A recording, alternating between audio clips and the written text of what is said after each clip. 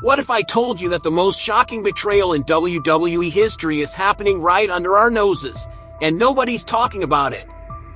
Paul Heyman, the master manipulator who turned on Roman Reigns and CM Punk at WrestleMania 41, just dropped the biggest hint yet that Seth Rollins, the architect, the visionary, the 2025 Mr. Money in the Bank, is about to get stabbed in the back by the one man he trusted most.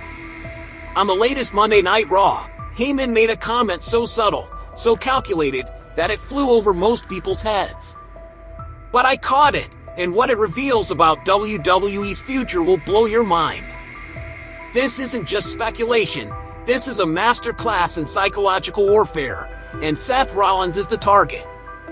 By the end of this video, you'll see exactly how Heyman is orchestrating the most ruthless plan in recent WWE history, and why Braun Breaker might be the key to everything. Today we're diving deep into what might be the most significant betrayal storyline WWE has crafted in years.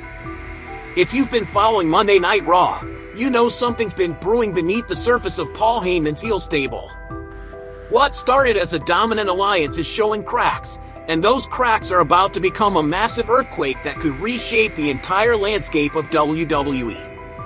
We're going to break down 3 critical pieces of evidence that prove Heyman is already planning Seth Rollins' exit, analyze the psychological warfare happening in plain sight, and reveal who's really being positioned as the next leader of this dangerous faction. Make sure to hit that like button if you're ready to uncover the truth, because this story goes deeper than anyone realizes. To understand why Paul Heyman's betrayal of Seth Rollins is inevitable, we need to examine the foundation this entire storyline was built on, and that foundation is cracked from day one. At WrestleMania 41 on April 19, 2025, we witnessed what many called the most shocking turn in recent memory. In a triple threat match featuring Seth Rollins, Roman Reigns, and CM Punk, everyone expected Heyman to stay loyal to either Punk, his supposed best friend, or Reigns, his tribal chief. Instead, Heyman delivered low blows to both men, handing Rollins the victory and creating this new heel stable. But here's what nobody talks about: Heyman didn't choose Rollins out of loyalty or respect. He chose him out of opportunity. Rollins was the perfect vehicle for Heyman's next chapter, a talented wrestler who could carry the stable while Heyman pulled the strings.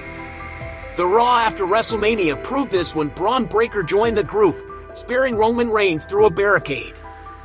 Then Bronson Reed completed the puzzle at Saturday night's main event on May 24th.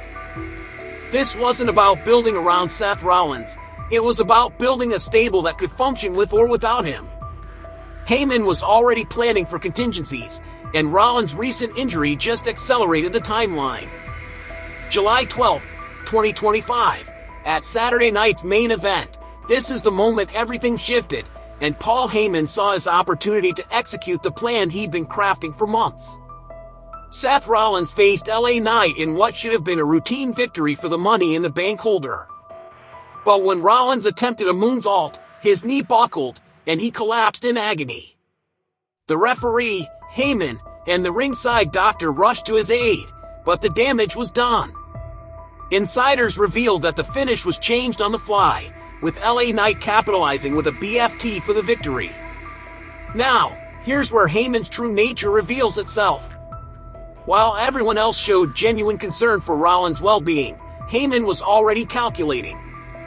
Remember, this is the same man who has a history of knee injuries, the devastating ACL, MCL, and meniscus tears in 2015 that sidelined him for months.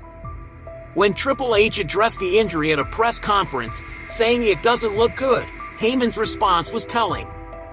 He told Jackie Redmond, "It's too soon to comment on Seth's future, but he has until next June to cash in his Money in the Bank contract."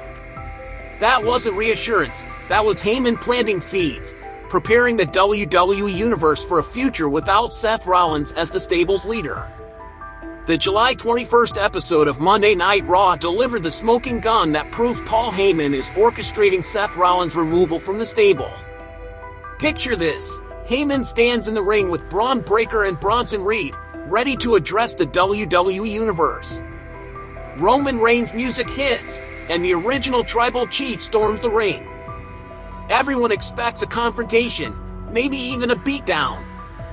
Instead, Heyman does the unthinkable. He offers Roman Reigns a spot in his heel stable. Seth Rollins is out for a long time, and this group needs a leader. Roman, you could be that leader. The arena went silent because nobody saw this coming. But here's the genius of Heyman's move. He knew Roman would refuse. This wasn't about recruiting Reigns. It was about sending a message to Breaker and Reed that Rollins is replaceable.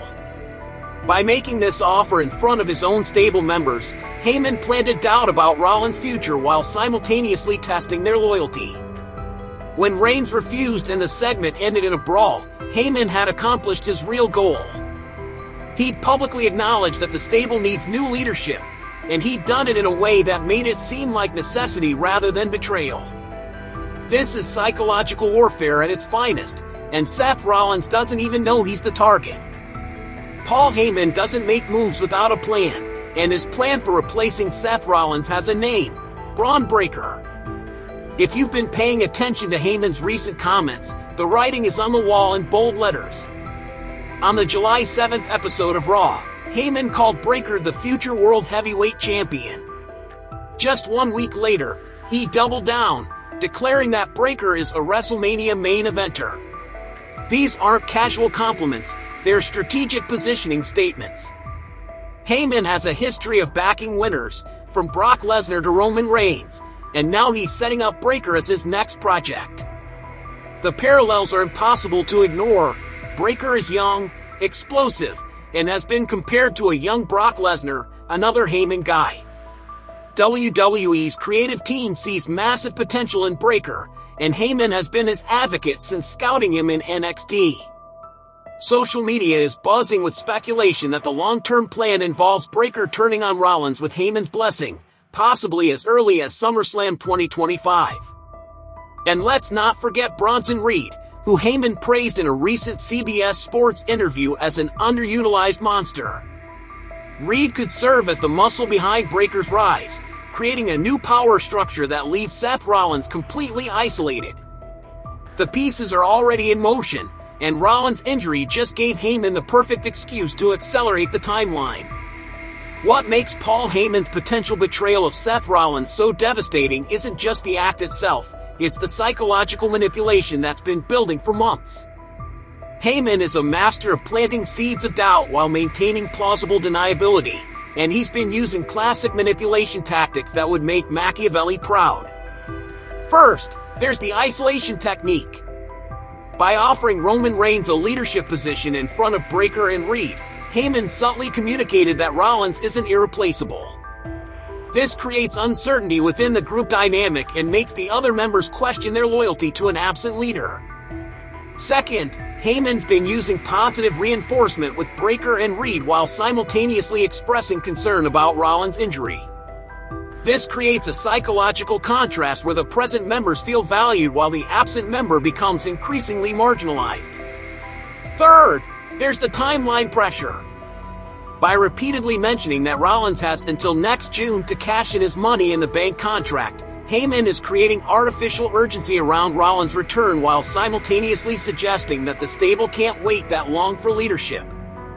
This is textbook psychological warfare, making the victim feel like their removal is not only justified but necessary for the greater good. When the betrayal finally happens, Heyman will have conditioned everyone, including the audience, to see it as inevitable rather than malicious. The evidence is overwhelming. Paul Heyman is orchestrating one of the most calculated betrayals in WWE history, and Seth Rollins is walking into a trap he doesn't even see coming.